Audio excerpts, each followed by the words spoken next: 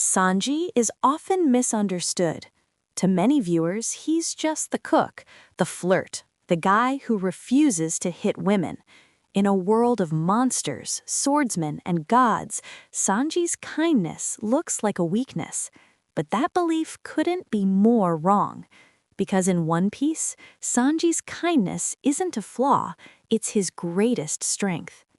Sanji was raised in cruelty, not the dramatic kind, but the quiet, suffocating kind that erodes your sense of worth.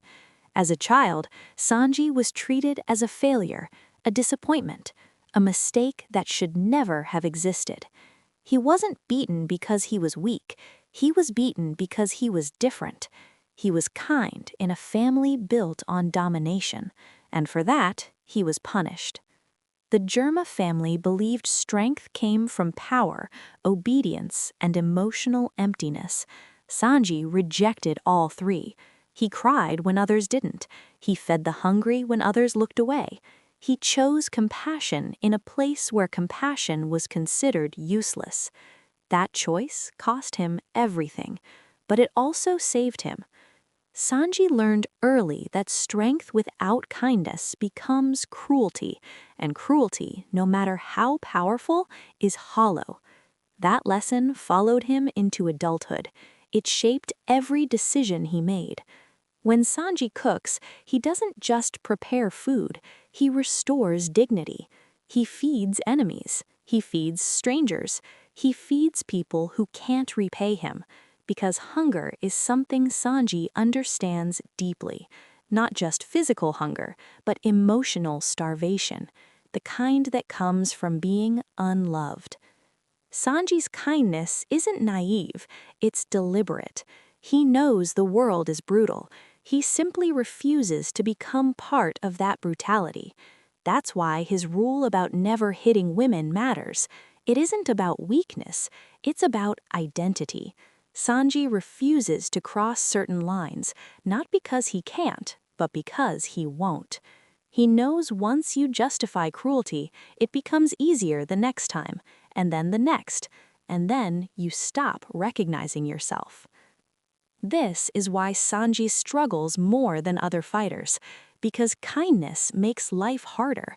It forces you to feel, to hesitate, to care, but it also keeps you human. Sanji doesn't fight to dominate, he fights to protect.